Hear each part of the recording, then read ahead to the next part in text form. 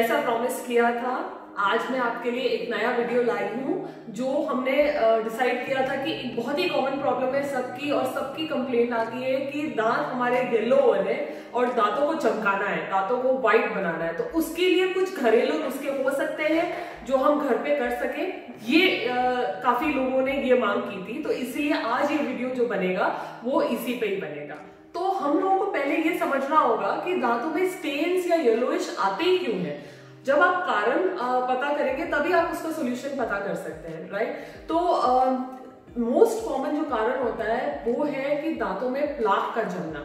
जब आपकी सफाई प्रॉपर नहीं हो, आपके दांतों में खाना फंस रहा है और आप ऐसा खाना खा रहे हैं या ब्रशिंग आपकी अच्छी नहीं हो रही है, उस वजह से आपकी धीरे धीरे परत सी जम जाती है दांतों के ऊपर, और जिससे आपका येलोइश सा या पीला कलर आता है, जिससे आपको लगता है कि दांत हमारे स्टेन हो गए। दूसरा कारण ये हो सकता है कि आपकी डाइट में कुछ ऐसी चीजें हो जिससे दांत के ऊपर कलर आ रहा हो या फिर दांत के ऊपर पीलापन आ रहा हो, जैसे कि चाय कॉफी जो लोग ज्यादा पीते हैं उनके भी काफी ज्यादा येलोइश से स्टेन्स आते हैं। थर्ड बहुत इंपॉर्टेंट रीजन होता है जो कि स्मोकिंग। जो लोग सिगरेट या फिर पान रिलेटेड पान और आई डोंट नो गुटखा ये सब खाते हैं, उनमें ज्यादा स्टेनिंग की प्रॉब्लम होती है। तो ये सारे कारण होते हैं जिससे थोड़ी बहुत स्टेनिंग होती है।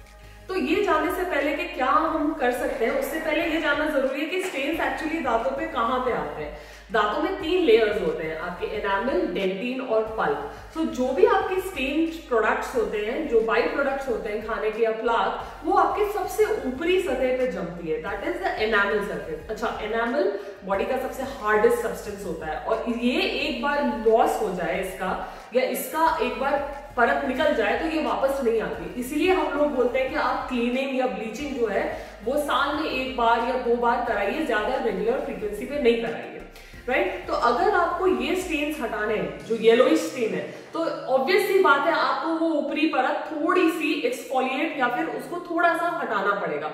तो जो भी हम नुस्खे आपको देंगे उसमें ये है कि आपका एनामल का जो सबसे बाहरी सरफेस है वो हटेगा।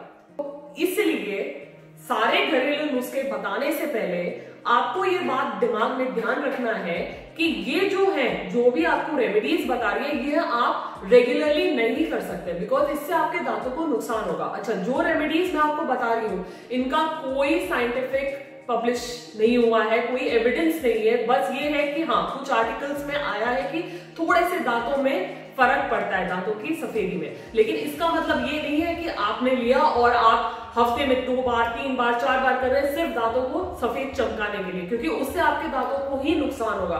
तो as an orthodontist, as a dentist, मेरी ये रिस्पॉन्सिबिलिटी है आपको ये बताना कि ये नुस्खे आपको ट्राई नहीं करने चाहिए बार बार। 1 बार कर लीजिए हफ्ते में, 2 हफ्तों में 1 बार कर लीजिए, ठीक है, लेकिन उससे ज्यादा आपको नहीं करना है, राइट। और अगर आपको प्रोफेशनल हेल्प चाहिए तब फिर आपको किसी डेंटिस्ट के पास ही जाना जरूरी है, ठीक है।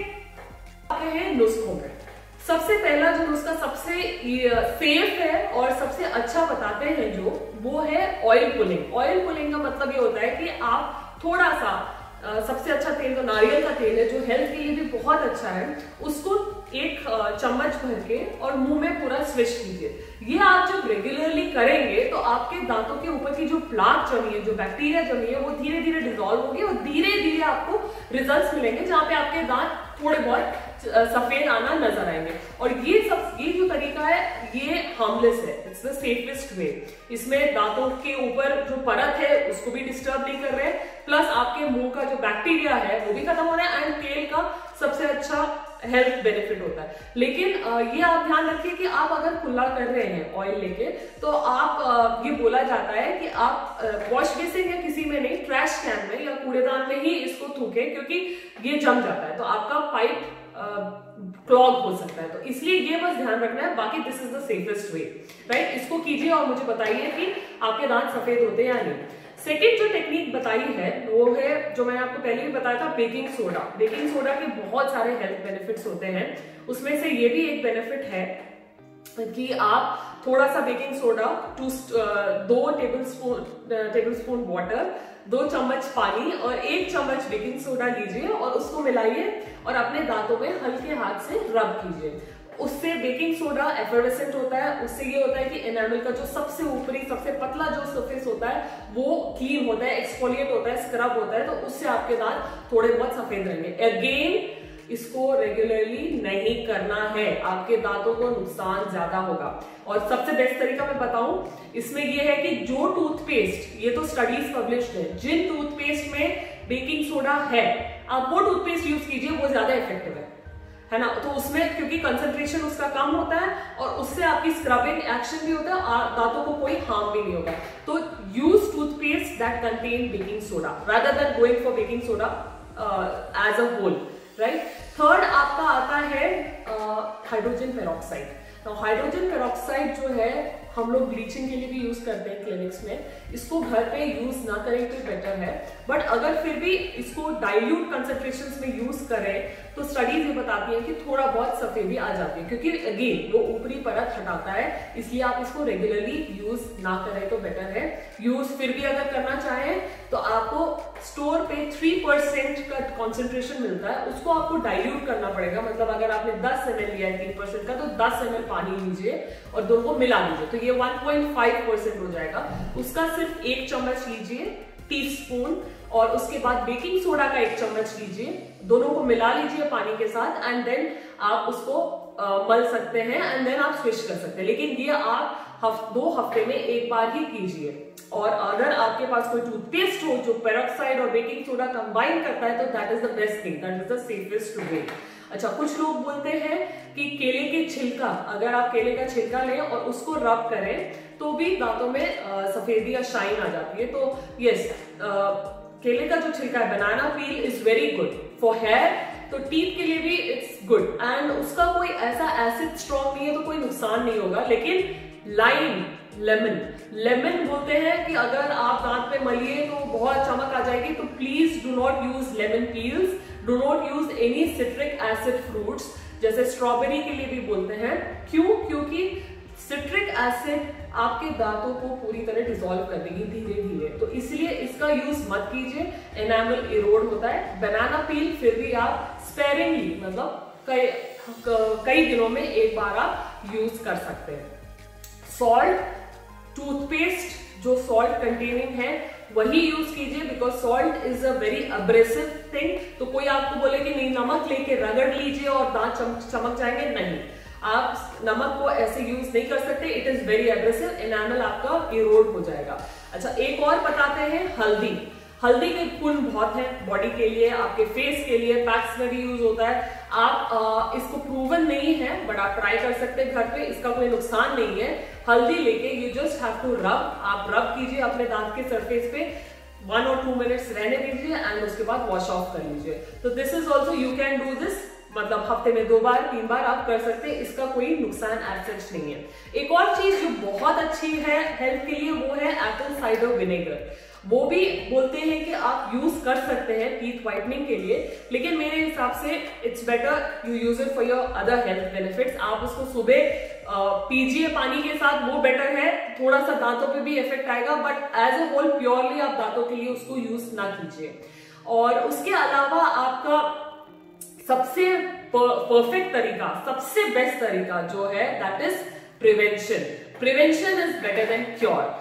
वो चीज हो उससे पहले ही आप अपना डाइट, अपनी हेल्थ का ध्यान रखिए कि स्टेन ही ना हो। तो सबसे पहले आपको क्या करना है, ब्रशिंग और फ्लॉसिंग अच्छे से करना है। तो आप मेरे पहले वीडियो में आपने देखा था टूथ ब्रशिंग टेक्निक, उस पर आप जाइए, देखिए कि टूथ ब्रशिंग आपको किस तरह से करना है जिससे कि प्लाक बिल्डअप ना हो। फ्लॉसिंग जरूर कीजिएगा आप। उसके बाद फ्रूट्स आप ऐसे खाइए जो जिसमें जैसे सिट्रिक एसिड वाले फ्रूट्स हैं, या फिर आपके बनानास है, स्ट्रॉबेरीज है, पाइनएप्पल में भी एसिड होता है, तो वो सब चीजें आप खाइए। Regularly eat good lot amount of fruits, जिससे आपके दांत साफ रहेंगे, चमकते रहेंगे।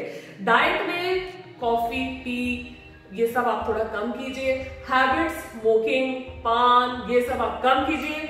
और अगर अच्छा, मुझे ये बात भी आपको बतानी थी कि स्टेन्स 2 तरह के होते हैं। एक स्टेन्स होते हैं जो एक्सट्रिंसिक होते हैं और दूसरी स्टेन्स होते हैं जो इंट्रिंसिक होते हैं। एक्सट्रिंसिक स्टेन्स जो होते हैं वो बाहरी एनवायरमेंटल फैक्टर्स से होते हैं, जैसे आपके डाइट, हैबिट्स और जो भी आपके क्लीनिंग पर्पस से बैक्टीरियल बिल्डअप से होता है, और दूसरा होता है इंट्रिंसिक, जो कि हमेशा से दांत के अंदर का कलर होता है, जो शायद पानी आपका फ्लोराइड कंटेंट ज्यादा हो बचपन में जो, तो उस वजह से हो। तो आप इन रेमेडीज से एक्सट्रिंसिक स्टेन्स को थोड़ा बहुत हटा सकते हैं, इंट्रिंसिक स्टेन्स हट नहीं सकते। उसके लिए आपको डेंटिस्ट को ही विजिट करना पड़ेगा। जो भी टेक्निक्स मैंने आपको बताई हैं, इसको रेगुलरली यूज मत कीजिएगा। मैं बार बार इसलिए बोल रही हूँ बिकॉज इट्स वेरी इंपॉर्टेंट कि आपका एनामल खराब नहीं हो। मेरी रिस्पॉन्सिबिलिटी और आपकी रिस्पॉन्सिबिलिटी ये है। दूसरी बात, अगर आपको लगता है आपके स्टेन्स बहुत ज्यादा है, सिग्निफिकेंट है, तो हार्म नहीं है अगर आप डेंटिस्ट के पास स्केलिंग के लिए जाएं या क्लीनिंग के लिए जाएं। आप 6 महीने में एक बार या साल में एक बार क्लीनिंग रेगुलरली करा सकते हैं। उससे आपके गम्स की हेल्थ और दांतों की हेल्थ बनी रहेगी।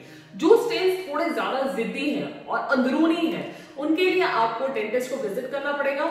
हम लोग रखते हैं ब्लीचिंग एजेंट्स, जो इन ऑफिस या एट होम ब्लीचिंग एजेंट्स होते हैं, वो ज्यादा कॉन्सेंट्रेटेड होते हैं और उनको आप यूज करने से आपके दांत 2 शेड्स तक आपके दांत और सफेद हो सकते हैं, लेकिन उसमें भी थोड़ी सेंसिटिविटी, थोड़ा सा आपको डिस्कंफर्ट रहेगा कुछ दिनों के लिए, बिकॉज टेक्निक वही है, आप एनामल को स्क्रब करके स्टेन्स निकाल रहे हैं। तो चाहे हम करें चाहे आप करें, वही टेक्निक है। तो कुछ भी करने से पहले डेंटिस्ट की सलाह जरूर लीजिए। और मुझे ये बताइए कमेंट्स में कि आपको कौन सी टेक्निक सबसे अच्छी लगी, जिसमें दांत सबसे ज्यादा चमके। तो और आपको और अपडेट्स अगर चाहिए तो प्लीज आप सब्सक्राइब कीजिए, जो बेल आइकन है उसको जरूर दबाइए, ताकि आपको पता चले कि मेरा नेक्स्ट वीडियो कब आ रहा है। नेक्स्ट वीडियो तक हम लोग फिर मिलते हैं। तब तक आप अपना ध्यान रखिए, अपने दांतों का ध्यान रखिए, and see you. Thank you for watching.